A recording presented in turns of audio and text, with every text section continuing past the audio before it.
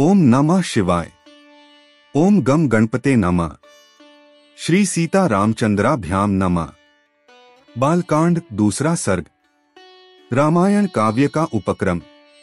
तमसा के तट पर क्रौंच वध से संतप्त हुए महर्षि वाल्मीकि के शोक का श्लोक रूप में प्रकट होना तथा ब्रह्मा जी का उन्हें रामचरित्रमय काव्य के निर्माण का आदेश देना। देवर्षि नारद जी के उपर्युक्त वचन सुनकर वाणी विशारद धर्मात्मा ऋषि वाल्मीकि जी ने अपने शिष्यों सहित उन महामुनि का पूजन किया। वाल्मीकि जी से यथावत सम्मानित हो देवर्षि नारद जी ने जाने के लिए उनसे आज्ञा मांगी और उनसे अनुमति मिल जाने पर वे आकाश मार्ग से चले गए। उनके देवलोक पधारने के 2 ही घड़ी बाद वाल्मीकि जी तमसा नदी के तट पर गए, जो गंगा जी से अधिक दूर नहीं था। तमसा के तट पर पहुंचकर वहां के घाट को कीचड़ से रहित देख मुनि ने अपने पास खड़े हुए शिष्य से कहा, भरद्वाज, देखो यहाँ का घाट बड़ा सुंदर है। इसमें कीचड़ का नाम नहीं है। यहाँ का जल वैसा ही स्वच्छ है जैसा सत्पुरुष का मन होता है। तात, यही कलश रख दो और मुझे मेरा वल्कल दो। मैं तमसा के इसी उत्तम तीर्थ में स्नान करूंगा। महात्मा वाल्मीकि के ऐसा कहने पर नियम परायण शिष्य भरद्वाज ने अपने गुरु मुनिवर वाल्मीकि को वल्कल वस्त्र दिया। शिष्य के हाथ से वल्कल लेकर वे जितेंद्रिय मुनि वहां के विशाल वन की शोभा देखते हुए सब ओर विचरने लगे। उनके पास ही क्रौंच पक्षियों का एक जोड़ा, जो कभी एक दूसरे से अलग नहीं होता था, विचर रहा था। वे दोनों पक्षी बड़ी मधुर बोली बोलते थे। भगवान वाल्मीकि ने पक्षियों के उस जोड़े को वहां देखा। उसी समय पाप पूर्ण विचार रखने वाले एक निषाद ने, जो समस्त जंतुओं का अकारण वैरी था, वहां आकर पक्षियों के उस जोड़े में से एक नर पक्षी को मुनि के देखते देखते बाण से मार डाला। वह पक्षी खून से लथपथ होकर पृथ्वी पर गिर पड़ा और पंख फड़फड़ाता हुआ तड़पने लगा। अपने पति की हत्या हुई देख उसकी भार्या क्रौंची करुणाजनक स्वर में चीत्कार कर उठी। उत्तम पंखों से युक्त वह पक्षी सदा अपनी भार्या के साथ साथ विचरता था। उसके मस्तक का रंग तांबे के समान लाल था और वह काम से मतवाला हो गया था। ऐसे पति से वियुक्त होकर क्रौंची बड़े दुख से रो रही थी।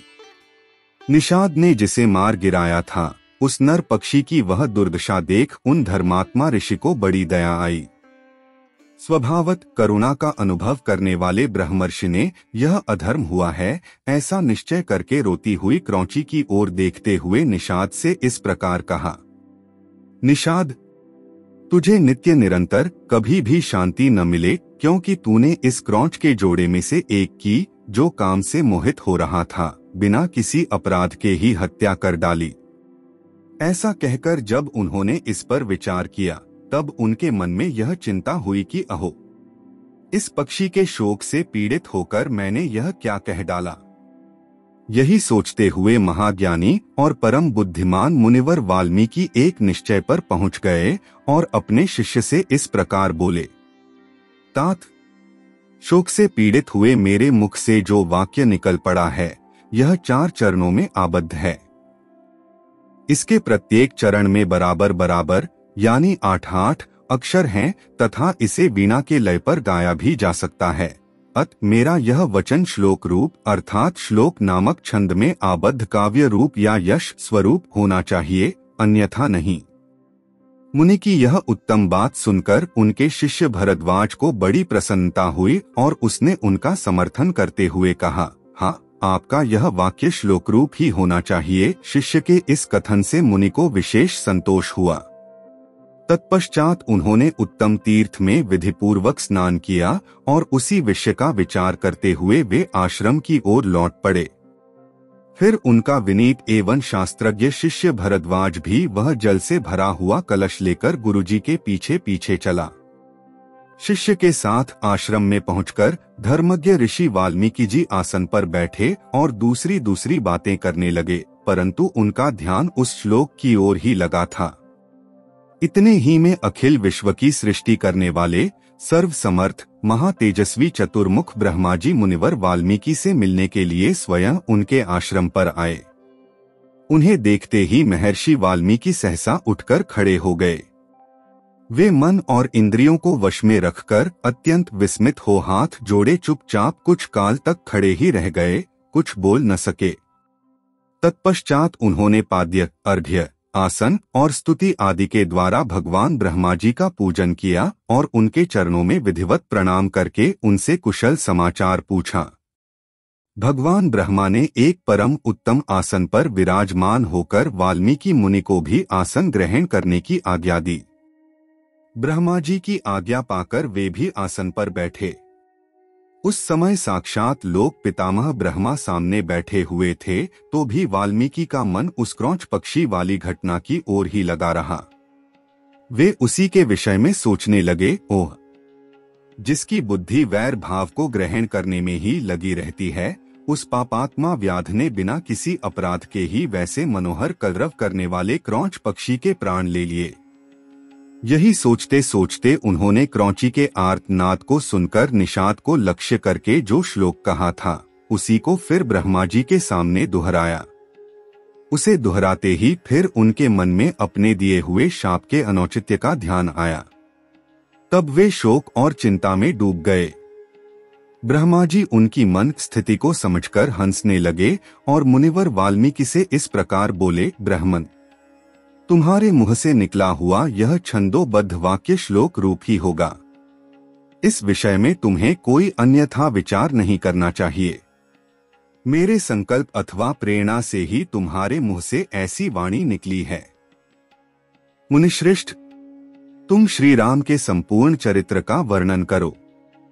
परम बुद्धिमान भगवान श्री राम संसार में सबसे बड़े धर्मात्मा और धीर पुरुष हैं।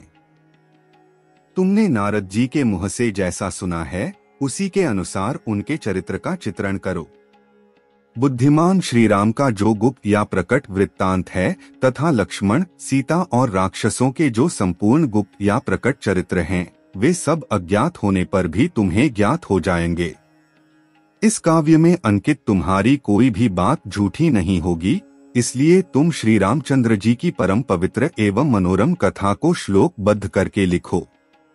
इस पृथ्वी पर जब तक नदियों और पर्वतों की सत्ता रहेगी, तब तक संसार में रामायण कथा का प्रचार होता रहेगा। जब तक तुम्हारी बनाई हुई श्री राम कथा का लोक में प्रचार रहेगा, तब तक तुम इच्छानुसार ऊपर नीचे तथा मेरे लोकों में निवास करोगे। ऐसा कहकर भगवान ब्रह्मा जी वहीं अंतर्धान हो गए। उनके वहीं अंतर्धान होने से शिष्यों सहित भगवान वाल्मीकि मुनि को बड़ा विस्मय हुआ। तदंतर उनके सभी शिष्य अत्यंत प्रसन्न होकर बार बार इस श्लोक का गान करने लगे तथा परम विस्मित हो परस्पर इस प्रकार कहने लगे, हमारे गुरुदेव महर्षि ने क्रौंच पक्षी के दुख से दुखी होकर जिस समान अक्षरों वाले 4 चरणों से युक्त वाक्य का गान किया था, वह था तो उनके हृदय का शोक, किंतु उनकी वाणी द्वारा उच्चारित होकर श्लोक रूप हो गया। इधर शुद्ध अंतकरण वाले महर्षि वाल्मीकि के मन में यह विचार हुआ कि मैं ऐसे ही श्लोकों में संपूर्ण रामायण काव्य की रचना करूं। यह सोचकर उदार दृष्टि वाले उन यशस्वी महर्षि ने भगवान श्री रामचंद्र जी के चरित्र को लेकर हजारों श्लोकों से युक्त महाकाव्य की रचना की, जो उनके यश को बढ़ाने वाला है। इसमें श्री राम के उदार चरित्रों का प्रतिपादन करने वाले मनोहर पदों का प्रयोग किया गया है। महर्षि वाल्मीकि के बनाए हुए इस काव्य में तत्पुरुष आदि समासों, दीर्घ गुण आदि संधियों और प्रकृति प्रत्यय के संबंध का यथा योग्य निर्वाह हुआ है। इसकी रचना में समता, पतक प्रकर्ष आदि दोषों का अभाव है, पदों में माधुर्य है और अर्थ में प्रसाद गुण की अधिकता है। भावुक जनों, इस प्रकार शास्त्रीय पद्धति के अनुकूल बने हुए इस रघुवर चरित्र और रावण वध के प्रसंग को ध्यान देकर सुनो। इस प्रकार श्री वाल्मीकि निर्मित आर्ष रामायण आदि काव्य के बालकांड में दूसरा सर्ग पूरा हुआ। जय श्री राम। बालकांड तीसरा सर्ग। वाल्मीकि मुनि द्वारा रामायण काव्य में निबद्ध विषयों का संक्षेप से उल्लेख। नारद जी के मुख से धर्म, अर्थ एवं कामरूपी फल से युक्त हितकर, मोक्षदायक तथा प्रकट और गुप्त संपूर्ण रामचरित्र को, जो रामायण महाकाव्य की प्रधान कथा वस्तु था, सुनकर महर्षि वाल्मीकि जी बुद्धिमान श्रीराम के उस जीवन वृत्त का पुनः भली भांति साक्षात्कार करने के लिए प्रयत्न करने लगे। वे पूर्वाग्र कुशों के आसन पर बैठ गए और विधिवत आचमन करके हाथ जोड़े हुए स्थिर भाव से स्थित हो योग धर्म समाधि के द्वारा श्रीराम आदि के चरित्रों का अनुसंधान करने लगे। श्रीराम लक्ष्मण सीता तथा राज्य और रानियों सहित राजा दशरथ से संबंध रखने वाली जितनी बातें थीं, हंसना, बोलना, चलना और राज्य पालन आदि जितनी चेष्टाएं हुईं, उन सब का महर्षि ने अपने योग धर्म के बल से भली भांति साक्षात्कार किया। सत्य प्रतिज्ञ श्री रामचंद्र जी ने लक्ष्मण और सीता के साथ वन में विचरते समय जो जो लीलाएं की थीं, वे सब उनकी दृष्टि में आ गईं। योग का आश्रय लेकर उन धर्मात्मा महर्षि ने पूर्व काल में जो जो घटनाएं घटित हुई थीं, उन सबको वहां हाथ पर रखे हुए आंवले की तरह प्रत्यक्ष देखा। सबके मन को प्रिय लगने वाले भगवान श्री राम के संपूर्ण चरित्रों का योग धर्म समाधि के द्वारा यथार्थ रूप से निरीक्षण करके महाबुद्धिमान महर्षि वाल्मीकि ने उन सबको महाकाव्य का रूप देने की चेष्टा की। महात्मा नारद जी ने पहले जैसा वर्णन किया था, उसी के क्रम से भगवान वाल्मीकि मुनि ने रघुवंश विभूषण श्री राम के चरित्र विषयक रामायण काव्य का निर्माण किया। जैसे समुद्र सब रत्नों की निधि है, उसी प्रकार यह महाकाव्य गुण, अलंकार एवं ध्वनि आदि रत्नों का भंडार है। इतना ही नहीं, यह संपूर्ण श्रुतियों के सारभूत अर्थ का प्रतिपादक होने के कारण सबके कानों को प्रिय लगने वाला तथा सभी के चित्त को आकृष्ट करने वाला है। यह धर्म, अर्थ, काम, मोक्षरूपी गुणों, फलों से युक्त तथा इनका विस्तार पूर्वक प्रतिपादन एवं दान करने वाला है। श्री राम के जन्म, उनके महान पराक्रम, उनकी सर्वानुकूलता, लोकप्रियता, क्षमा, सौम्य भाव तथा सत्यशीलता का इस महाकाव्य में महर्षि ने वर्णन किया। विश्वामित्र जी के साथ श्री राम लक्ष्मण के जाने पर जो उनके द्वारा नाना प्रकार की विचित्र लीलाएं तथा अद्भुत बातें घटित हुईं, उन सबका इसमें महर्षि ने वर्णन किया। श्री राम द्वारा मिथिला में धनुष के तोड़े जाने तथा जनक नंदिनी सीता और उर्मिला आदि के विवाह का भी इसमें चित्रण किया। श्री राम परशुराम संवाद, दशरथ नंदन श्री राम के गुण, उनके अभिषेक, कैकेयी की दुष्टता, श्री राम के राज्याभिषेक में विघ्न, उनके वनवास, राजा दशरथ के शोक विलाप और परलोक गमन, प्रजाओं के विषाद, साथ जाने वाली प्रजाओं को मार्ग में छोड़ने, निषादराज गुह के साथ बात करने तथा सूत सुमंत को अयोध्या लौटाने आदि का भी इसमें उल्लेख किया।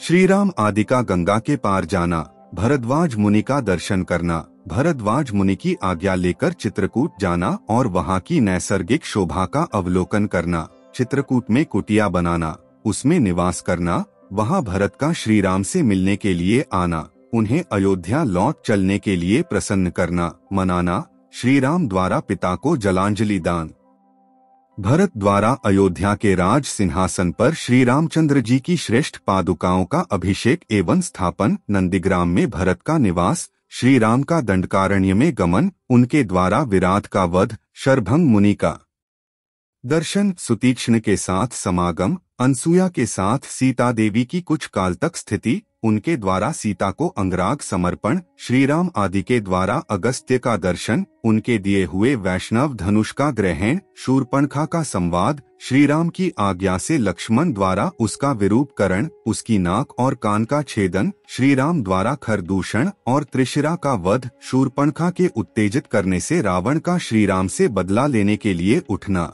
श्री राम द्वारा मारीच का वध, रावण द्वारा विदेह नंदिनी सीता का हरण, सीता के लिए श्री रघुनाथ जी का विलाप, रावण द्वारा गृधराज जटायु का वध, श्री राम और लक्ष्मण की कबंध से भेंट, उनके द्वारा पंपा सरोवर का अवलोकन, श्री राम का शबरी से मिलना और उसके दिए हुए फल मूल को ग्रहण करना, श्री राम का सीता के लिए प्रलाप, पंपा सरोवर के निकट हनुमान जी से भेंट, श्री राम और लक्ष्मण का हनुमान जी के साथ ऋष्यमुख पर्वत पर जाना, वहां सुग्रीव के साथ भेंट करना, उन्हें अपने बल का विश्वास दिलाना और उनसे मित्रता स्थापित करना, वाली और सुग्रीव का युद्ध, श्री राम द्वारा वाली का विनाश, सुग्रीव को राज्य समर्पण, अपने पति वाली के लिए तारा का विलाप, शरतकाल में सीता की खोज कराने के लिए सुग्रीव की प्रतिज्ञा, श्री राम का बरसात के दिनों में माल्यवान पर्वत के प्रसरवण नामक शिखर पर निवास, रघुकुल सिंह श्री राम का सुग्रीव के प्रति क्रोध प्रदर्शन,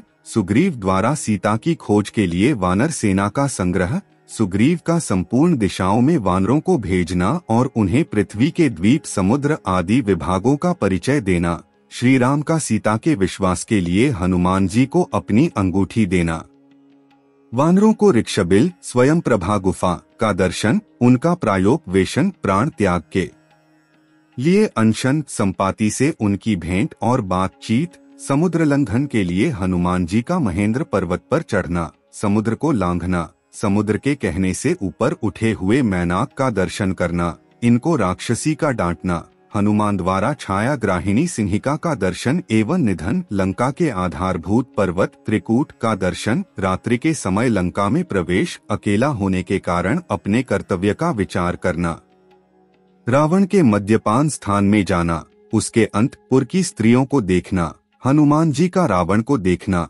पुष्पक विमान का निरीक्षण करना, अशोक वाटिका में जाना और सीता जी के दर्शन करना, पहचान के लिए सीता जी को अंगूठी देना और उनसे बातचीत करना, राक्षसियों द्वारा सीता को डांट फटकार, त्रिजटा को श्री राम के लिए शुभ सूचक स्वप्न का दर्शन, सीता का हनुमान जी को चूड़ा मणि प्रदान करना, हनुमान जी का अशोक वाटिका के वृक्षों को तोड़ना, राक्षसियों का भागना, रावण के सेवकों का हनुमान जी के द्वारा सहार, वायु नंदन हनुमान का बंदी होकर रावण की सभा में जाना, उनके द्वारा गर्जन और लंका का दाह, फिर लौटती बार समुद्र को लांघना, वानरों का मधुवन में आकर मधुपान करना, हनुमान जी का श्री रामचंद्र जी को आश्वासन देना और सीता जी की दी हुई चूड़ा मणि समर्पित करना, सेना सहित सुग्रीव के साथ श्री राम की लंका यात्रा के समय समुद्र से भेंट, नल का समुद्र पर सेतु बांधना, उसी सेतु के द्वारा वानर सेना का समुद्र के पार जाना,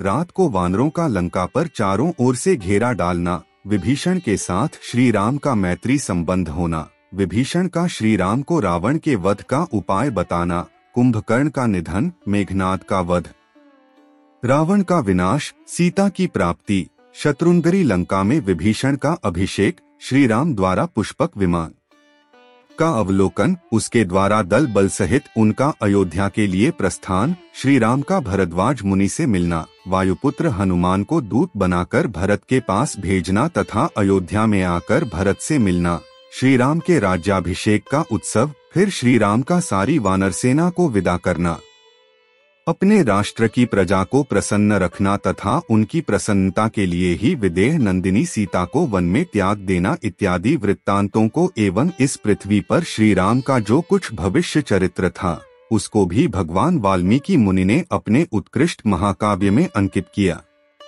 इस प्रकार श्री वाल्मीकि निर्मित आर्ष रामायण आदि काव्य के बालकांड में तीसरा सर्ग पूरा हुआ। सियावर रामचंद्र की जय। पवन सुत हनुमान की जय। उमापति महादेव की जय।